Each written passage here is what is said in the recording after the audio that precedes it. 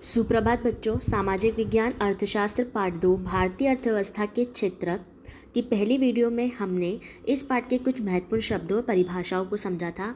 आज हमारा ये दूसरी वीडियो है और हम इसमें इसी पाठ के कुछ महत्वपूर्ण परिभाषाओं को देखेंगे। पहला है हमारा सार्वजनिक क्षेत्र। सार्वजनिक क्षेत्र क्या होता है? तो वह क्षेत्र जिस पर सरकार का अधिकार होता है या वह संपत्ति जिस पर सरकार का अधिकार होता है वो कहलाती है सार्वजनिक क्षेत्र कहलाती है।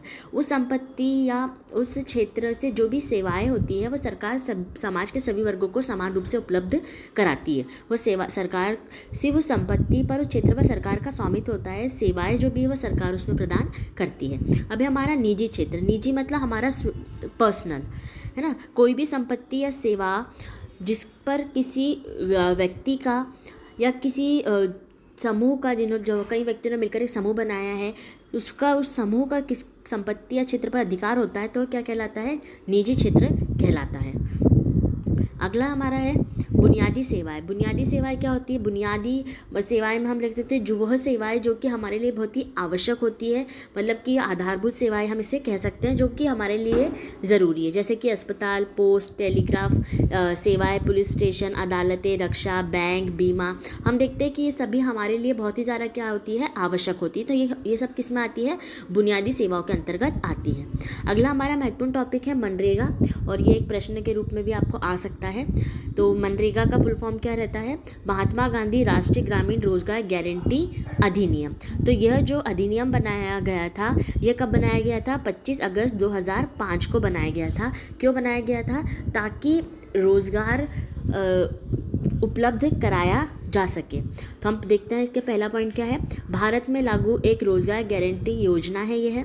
दूसरा, इसे 25 अगस्त 2005 को विधान परिषद या विधानसभा द्वारा अधिनियम को जो है वो पारित किया गया। यह योजना प्रत्येक वित्तीय वर्ष में किसी भी ग्रामीण परिवार के उन वयस्क सदस्यों को 100 दिन का रोजगार उपलब्ध कराती है।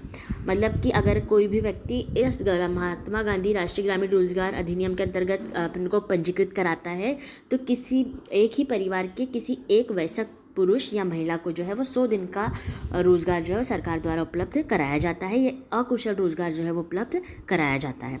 अगर सरकार अब रोजगार प्रदान नहीं करती, हो सकता है कि उनके पास काम ना हो देने के लिए, तो ऐसे में सरकार जो है वो उस व्यक्ति को बेरोजगारी भत्ता जो है वो प्रदान करती है।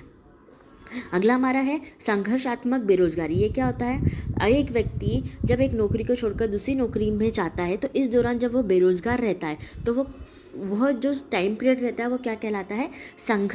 संघर्षात्मक बेरोजगारी कहलाता है।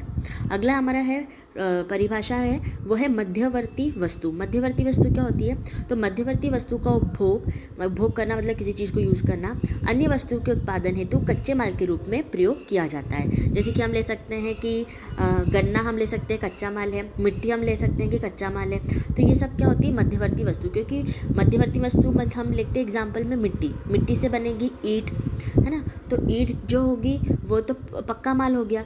तो मध्यवर्ती वस्तु क्या होगी? मिट्टी जो होगी वो आप मध्यवर्ती वस्तु के लिए ले सकते हैं।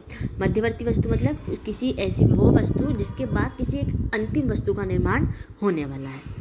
अगला, मध्यवर्ती वस्तु के मूल्य में वृद्धि जो है वह कम या ज़्यादा की जा सकती है। अब आएगा अंतिम वस्तु। अंतिम वस्तु क्या होती है? तो कच्चे माल के बाद जो वस्तु का निर्माण होता है वो क्या कहलाता है? अंतिम वस्तु। किसी व्यक्ति के लिए अंतिम वस्तु और मध्यवर्ती वस्तु कुछ भी हो सकती है। किसी व्यक्ति के लिए हो सकता है कि एग्जाम्पल हम दे सकते हैं कि दूध हो सकता है, किसी व्यक्ति के लिए दूध ही अंतिम वस्तु है। और हो सकता है कि किसी व्यक्ति के लिए दूध से मध्यवर्ती वस्तु हो सकती है वो दूध, क्योंकि वो दूध से दही बनाएगा या चाय बनाएगा, तो उसके लिए अंतिम वस्तु होगी दही या चाय। पर किसी व्यक्ति के लिए अंतिम वस्तु केवल दूध भी हो सकता है। तो अंतिम वस्तु और मध्यवर्ती वस्तु में जो है वो चेंजेस हो सकते हैं।